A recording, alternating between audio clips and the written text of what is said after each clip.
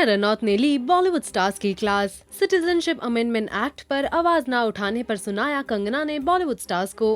पूरे देश में फिलहाल सिटीजनशिप अमेंडमेंट एक्ट को लेकर बवाल मचा हुआ है। कई जगहों पर चल रही है इसी को लेकर प्रोटेस्ट। हर जगह सब इसी टॉपिक के बारे में बात कर रहे हैं, लेकिन एक बॉलीवुड इंडस्ट्री है जो इस टॉपिक पर बात करने से मना ही कर रहे हैं। जी हाँ, one of the most influential and powerful industry देश में चल रहे विवाद के बारे में चुप्पी साध रहे हैं। कुछ स्टार्स ऐसे भी है जिन्होंने इस बारे में की खुलकर बात, और उनमें से एक है कंगना रनौत। जिन स्टार्स ने किया सिटीजनशिप अमेंडमेंट एक्ट के सवाल को इग्नोर, उन स्टार्स को किया कंगना ने स्लैम। उन्होंने लगाई बॉलीवुड की क्लास। कंगना ने कहा, Bollywood is full of cowards. Sources के अनुसार, she accuses them of hiding behind their comfort zones and thinking they are about the nation and the people. Kangana says that the trend is justified as the Bollywood actors are indifferent to the country and its people. Actors need to be answerable and justify their position and power.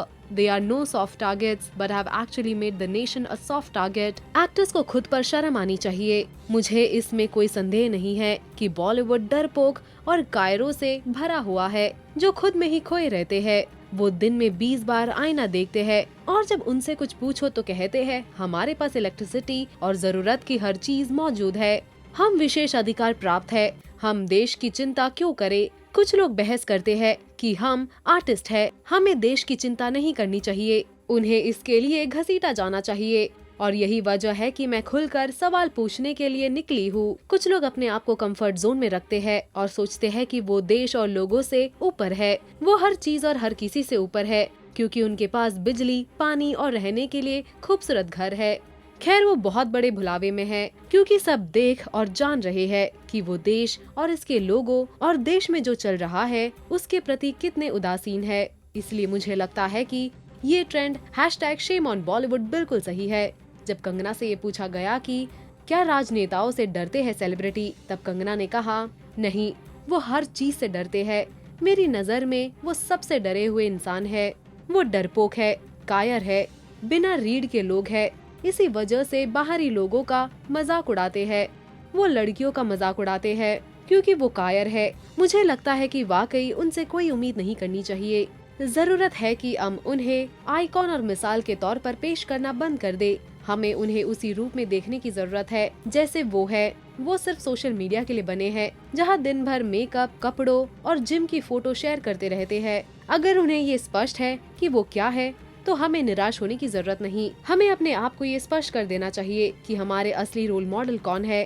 क्या आप कंगना की इस बात से सहमत है? आपके views हमें कमेंट सेक्शन में जरूर बताइए। जाते जाते डाले एक नजर बॉलीवुड स्टार्स के सिटीजनशिप अमेंडमेंट एक्ट पर के रिएक्शंस पर। देश में हालात में आज कॉमन हो चुका है, किसी के लिए मायने रखता है, पब्लिक फिगर हो या कॉमन मैन। आपने भी अब सीएबी और सीए पर आपने भी थॉट्स रखे थे, आपने क्या कुछ कहना चाहते हैं? मैंने सीए और सीएबी पे थॉट्स नहीं रखे थे क्योंकि मैंने पूरी अच्छे से उसको स्टडी नहीं कर पाई हूँ अभी तक। मैंने इस बात पे थॉट्स रखे थे कि जो मैंने विजुअल्स देखे जामिया में होते हुए वो मुझे अच्छे नहीं लगे। जो मैंने स्टूडेंट्स जो कह रहे थे उनकी बातें सुनी और जो वीडियोज़ देखी वो बहुत बुरा लगा देख के। कुछ तो बहुत बड़ा हो चुका है या होने वाला है फॉर श्योर, उसको देख के ऐसी यार। पर मुझे एक और चीज़ लगती है, आई थिंक हर प्लेटफॉर्म वो बात करने के लिए नहीं है। आई फील बिकॉज हम लोग हर जगह बात कर रहे हैं। आई थिंक इस टाइम बात करने से ज़्यादा हम सबको बैठ के पहले सोचना चाहिए, उसके बाद कुछ बोलें, बिकॉज बात करने को तो बहुत कुछ है हमारे पास इस बारे में।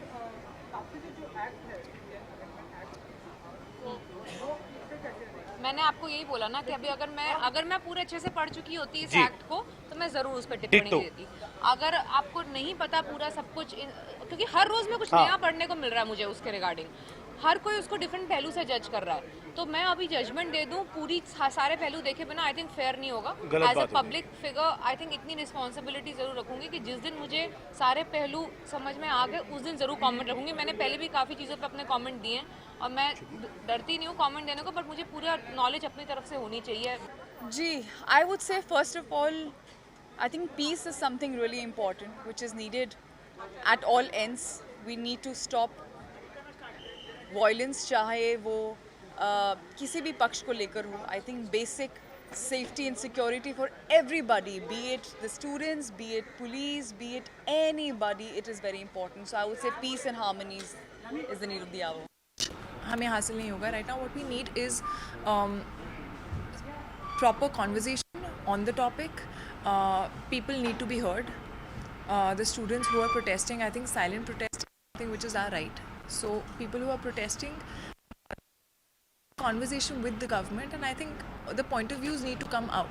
So only the violence part is something right now which needs to be curbed, and right now we all need to come together as a secular India that we are, and just have a conversation as adults and sort the issue out.